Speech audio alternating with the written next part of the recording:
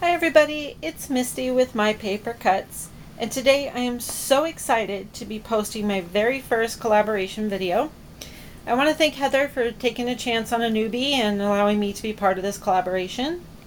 I will list everybody down below, and make sure you go check out all of their projects. There's quite a few people in this collaboration. I think it's going to be a really fun one. And I'd like to start off by saying that I had a little trouble selecting a theme for my projects.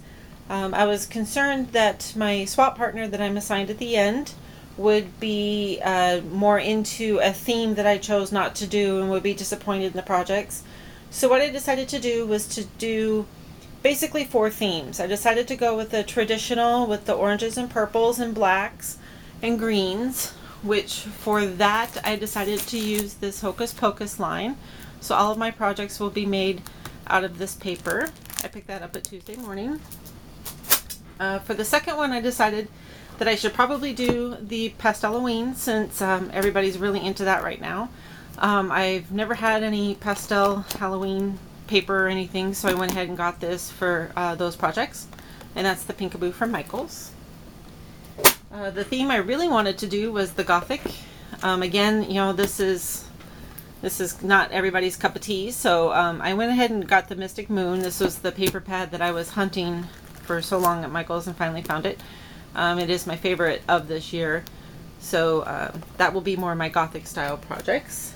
And then I also wanted to do vintage, and I keep wanting to use this, and so that's why I decided to go ahead and do a vintage theme as well. I was going to do Harry Potter, but I figure I could do that another time, so I went ahead and went with the vintage and decided to use Spellcast. So for our first week here, as you all probably already know, we are doing shakers. We were to do 2 shakers. So what I decided to make were some gift card holders. And for the shaker element, I decided where the Starbucks logo would be, that circle, that's where I put my shaker. And all of my shakers have micro beads in them instead of the traditional sequins or glitter. I just like the sound that micro beads make. So for the traditional Hocus Pocus paper, these were my 2 coffee cups I came up with. This first one here is a witch, and I forgot to powder the inside, but that'll eventually, it'll stop sticking so bad. I used a banner sticker here. The frame is just some Swiss dot paper, I believe, for my mind's eye. This ribbon is from Michaels. The sleeve for the cup is a black corrugated paper. And then for each of these, you just slide the sleeve off. And on the inside, there is a pocket, which I decorated with the same paper as the front, in most cases. And this is a coin envelope. I buy them by the box at Staples because they're my favorite thing to use for gift cards because they fit perfectly. All you have to do is punch a little finger hole there. And I put a sticker on there for this one. So, and then you can just slide the sleeve back on. And it works as a decoration. I actually had a friend who I gave a couple of these to, and she turned them into ornaments. She just attached some string to the back and turned them into ornaments. She liked them so much. So for this one, it's more the pumpkin theme. And again with the banner sticker, but a different ribbon from Michaels. Same corrugated paper for the sleeve. And on the inside of this one, just has the same paper with the word boo. And that's a sticker from the collection. Okay, so those are my traditional ones.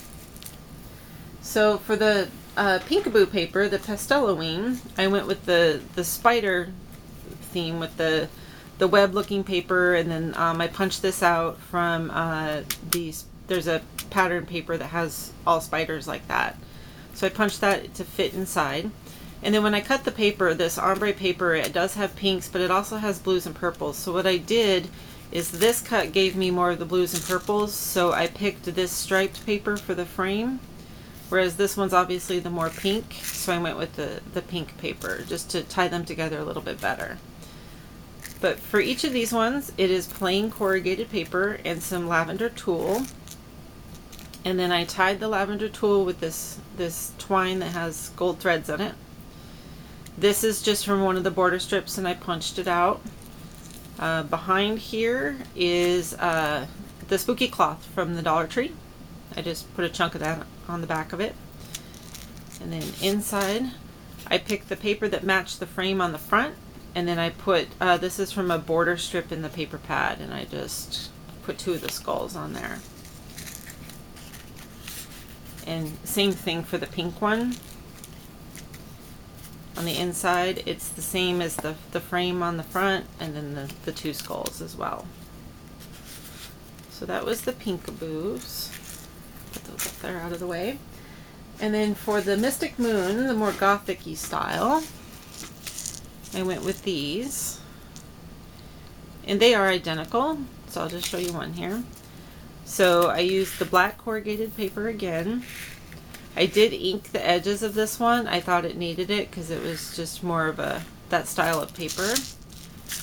This is also from the pattern paper, and I die cut that out on the inside. This is the purple and gold pattern paper from the collection, and then I just had some lace I found at a thrift store. I tied a bow. And then inside, I love this paper. This is my very favorite pattern paper in that whole paper pad. It's just so pretty. Then the inside I used the moth paper, which is again one of my favorites. I actually have a plan with that paper for one of my projects. So those are the gothic ones. And then my very favorite ones were actually the vintage spellcast ones. So for these ones, I did do 2 different pattern papers because it is a 6x6 pad, so it does take a whole sheet of paper just to make one of these. Or just for each. So, I mean, this piece is big enough that you have to use both sheets of that pattern in order to do that. But that's okay because I have 2 of the 6x6 pads. So for this one, these are from the cut-aparts. Both of these witches are from the cut-aparts, and I just die cut them out to fit inside. And there's just the same with the micro beads. The wrap is done with the plain corrugated, and I inked everything in vintage photo. This, wrapped it with some lace.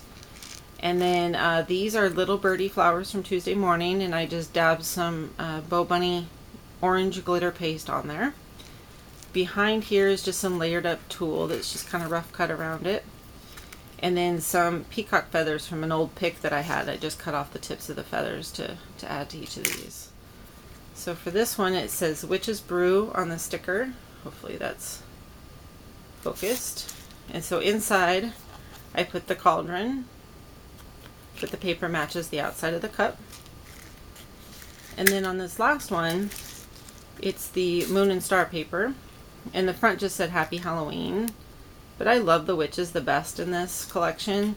So on the inside, which I put this on the wrong side, but you could still put a gift card in there just fine. I just prefer it on this side, and I wasn't paying attention before I glued it down. But this witch is from the ephemera as well. And I inked her up because the edges are white, so I just threw a little ink on there because she was way too white against that inked up pocket there. So, and then the sleeve just slides right back on. And there you have all 8 of my little shaker projects. I hope that qualifies as a shaker. I'm not real big into shakers, but I wanted to make something that had a shaker element, so hopefully that qualifies. Heather, let me know if that's not the case, and I will definitely do something else. Thanks for stopping by, everybody. I am so glad, again, to be part of this collaboration. Hopefully you like some of what you see, and make sure you check out everybody. We have some extremely talented ladies in this collaboration. I cannot wait to see what everybody makes. So thanks again, and I will see you guys next week. Have a wonderful week. Bye-bye.